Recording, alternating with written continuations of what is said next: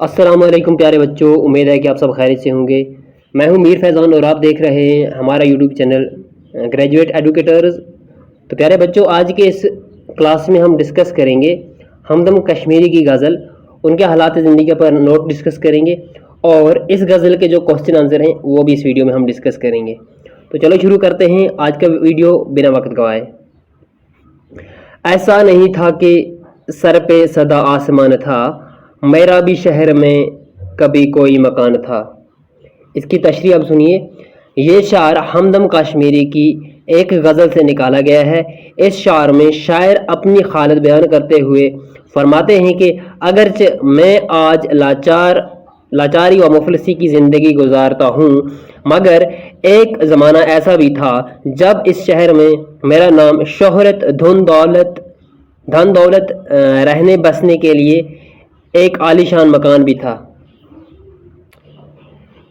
اس روشنی کے شہر میں ظلمت کرے گی راج، مجھ کو یقین تھا نہ تجھے ہی گمان تھا۔ اب اس کی تشریح دیکھتے ہیں۔ ہمدم کشمیری اس غزل کے شعر میں فرماتے ہیں کہ اے میرے چاہنے والوں، اس ہمارے وطن پر ہمیشہ عادل اور علم والوں نے حکومت کی، مگر میں نے اور نہ تم لوگوں نے کبھی سوچا ہوگا کہ اس ہمارے وطن عزیز پر کبھی لنڈے لفنگے بھی راج کریں گے۔ اب ایک اور شعر ہے۔ دھویا نہیں گیا جو کسی بر شگال میں، میری زمین پر وہ لہو کا نشان تھا۔ اس شعر میں ہمدم فرماتے ہیں کہ اس ہمارے ملک پر اب ظالم لوگوں کا راج چل رہا ہے۔ ہر روز بے گناہ لوگوں کا خون بہایا جا رہا ہے۔ یہ خون کے دھبے کسی بارش کے پانی سے نہیں دھوئے جا سکیں گے، یعنی مجھے لگ رہا ہے کہ اب کبھی حق کا بول بالا نہ ہوگا۔ ایک اور شعر ہے۔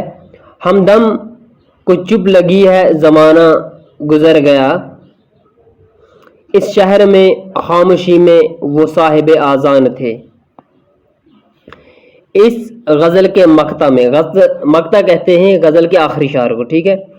شاعر اپنے بارے میں فرماتے ہیں کہ مجھے بھی بہت دن ہو گئے کہ میں بھی ظلمت ارباب اختیار کے خلاف کچھ بھی نہیں بولتا، مگر ایک زمانہ وہ بھی تھا جب میں لوگوں کو ظلم کے خلاف تھا اور لوگوں میں بیداری پیدا کرتا تھا۔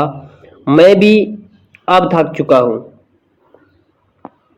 اب غزل نمبر 2 ہے ہمارے پاس۔ ایک بھی موسم میرے اندر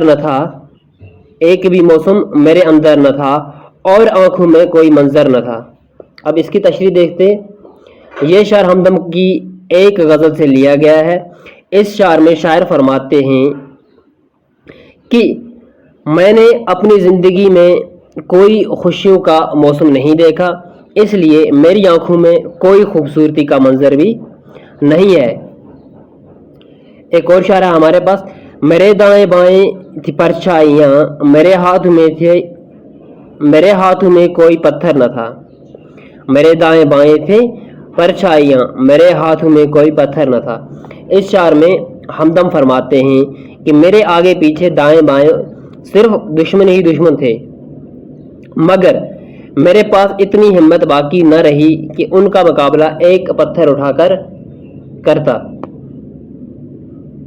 اب یہاں پر جو یہ شعر ہے یہ 2 دفعہ لکھا گیا ہے، یعنی ٹوائس لکھا گیا ہے۔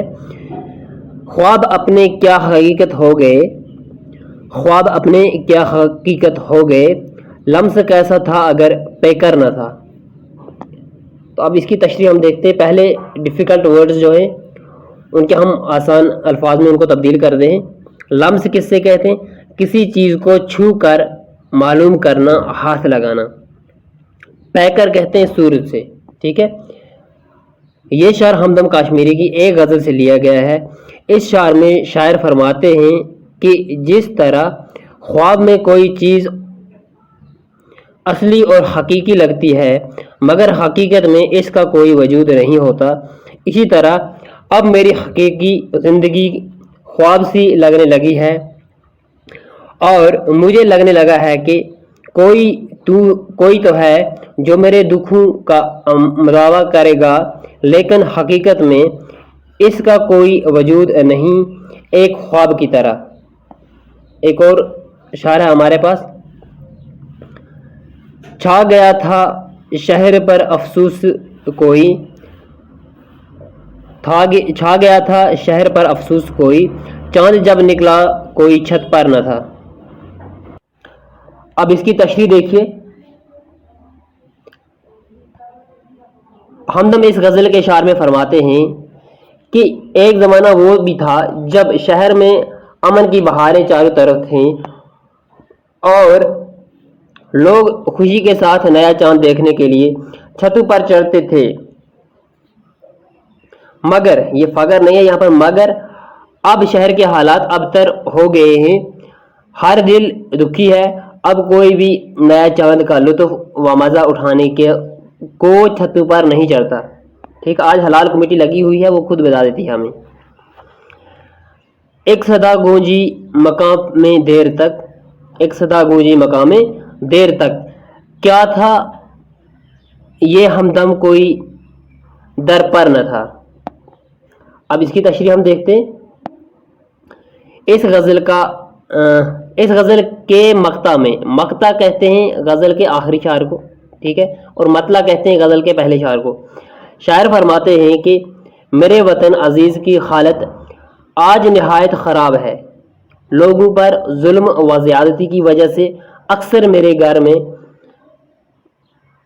درد کرب کی آوازیں سنائی دیتی ہیں، جیسا کہ محسوس ہوتا ہے میرے گھر کے در ہی پر کسی ستم زدہ کی آواز ہے، مگر یہ سب کچھ باہر شہر میں ظلم و زیادتیوں کی وجہ سے محسوس ہوتا ہے۔ اب ہمارے پاس ایک اور چیز ہے یہاں پر، صنعت تضاد۔ یہ گرامر پورشن ہے ہمارا، گرامر سیکشن ہے۔ جب کسی شعر میں دو یا دو سے زیادہ ایسے الفاظ جو معنی کے لحاظ سے ایک دوسرے کی ضد ہوں آ جائیں تو یہ صنعت تضاد کہلاتا ہے، جیسے دن رات، صبح شام وغیرہ۔ اب سوال ہے ہمارے پاس، پہلی غزل کا دوسرا شعر پڑھ کر بتائیے کہ شاعر کو کس چیز کا گمان نہیں تھا۔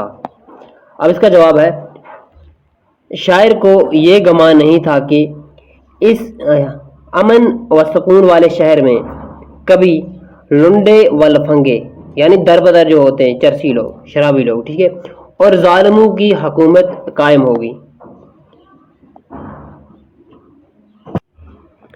اب یہاں پر ایک اور سوال ہے، یہاں پر لکھا ہوگا کہ اس بند کی تشریح کیجئے، ٹھیک ہے، یا کہ اس شعر کی تشریح کیجئے۔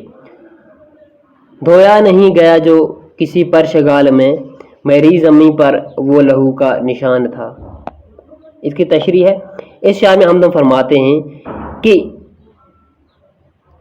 اس ہمارے ملک پر اب ظالم لوگوں کا راج چل رہا ہے، ہر روز بے گناہ لوگوں کا خون بہایا جا رہا ہے، یہ خون کے دبے کسی بارش کے پانی سے نہیں دھوئے جا سکیں گے، یا کہ یعنی مجھے لگ رہا ہے کہ اب کبھی حق کا بول بالا نہ ہوگا۔ ایک اور ہمارے پاس سوال، صنعت تضاد سے کیا مراد ہے؟ ہمدم کشمیری کے دونوں غزلوں میں صنعت تضاد والے اشعار تلاش کیجیے۔ اب صنعت تضاد دیکھتے ہیں، جب کسی شعر میں دو یا دو سے زیادہ ایسے الفاظ جو معنی کے لحاظ سے ایک دوسرے کی ضد ہوں صنعت تضاد کہلاتا ہے، جیسے دن رات، صبح شام وغیرہ۔ اب ہمیں وہ شعر دیکھنے، اس روشنی کے شہر میں ظلمت کرے گی راج، اس روشنی کے شہر میں ظلمت کرے گی راج، مجھ کو یقین تھا نہ تجھے ہی گمان تھا۔ ہو گیا ایک شعر۔ اب دوسرا شعر ہے، میرے دائیں بائیں تھی پرچھائیاں، میرے ہاتھ میں کوئی پتھر نہ تھا۔ اب اس شعر کی ہمیں تشریح کرنی ہے، چھایا گیا تھا شہر پر افسوس کوئی، چھایا گیا تھا شہر پر افسوں کوئی، چاند جب نکلا کوئی چھت پر نہ تھا۔ اب اس کی تشریح ہے، اس کی تشریح سے پہلے بھی ہم نے کر لیا، دوبارہ سے کر لیتے ہیں، ہمارا کیا خرچ ہے، سوال دیا گیا اور ہمیں جواب تو دینا ہی ہے۔ ہمدم اس غزل کے شعر میں فرماتے ہیں کہ ایک زمانہ وہ بھی تھا جب شہر میں امن کی بہاریں چاروں طرف تھی اور لوگ خوشی کے ساتھ نیا چاند ہوگا، یہاں پر چاندنی نہیں ہوگا، ٹھیک ہے، نیا چاند دیکھنے کے لیے چھتوں پر چڑھتے تھے، مگر فگر نہیں ہے، یہاں پر مگر ہے، اب اس شہر کے حالات ابتر ہو گئے ہیں، ہر دل دکھی ہے، اب کوئی بھی نیا چاند کا لطف و مزہ اٹھانے کو چھتوں پر نہیں چڑھتا ہے۔ اب مختصر نوٹ لکھنا ہمیں، ٹھیک ہے۔ ہمدم کاشمیری غزل گوئی دونوں کے بارے میں لکھنا ہے، یعنی کہ ان کے حالات زندگی کے بارے میں لکھنا ہے، ہمدم کاشمیری کے حالات زندگی کے بارے میں بھی اور غزل گوئی کے بارے میں بھی لکھنا ہے۔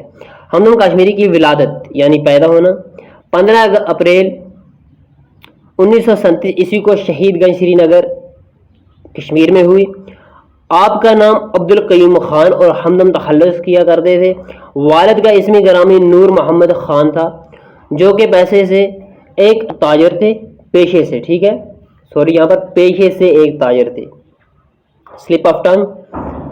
غزل گوئی اب ان کی، ہمدم کاشمیری نے اپنی شاعری کا آغاز 1958 عیسوی میں کیا۔ اب اردو کے کہیں مشق شاعر ہیں۔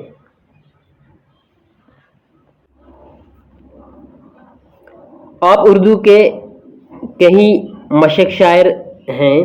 آپ کی غزلوں کا پہلا مجموعہ 2003 عیسوی دھوپ لہو کی کے نام کے ساتھ شائع ہوا۔ آپ نے نظمیں، نعتیں بھی کہی ہیں، لیکن غزل آپ کی محبوب صنف ہے۔ آپ نے غزلوں میں ذاتی اجتماعی زندگی کے تجربات اور تخلیقی انداز سے پیش کیا ہے۔ آپ کے کلام میں نیا لہجہ اور سلاست ملی ہے، نیا لہجہ اور سلاست ملی ہے، ٹھیک ہے۔ تو اس طرح سے یہاں پر ان کے غزل گوئی پر بھی اور ان کے حالات زندگی پر بھی نوٹ مکمل ہوتا ہے، ٹھیک ہے۔ ملتے اگلے ویڈیو میں، تب تک کے لیے خدا حافظ، السلام علیکم، پڑھتے رہیں، آباد رہیں۔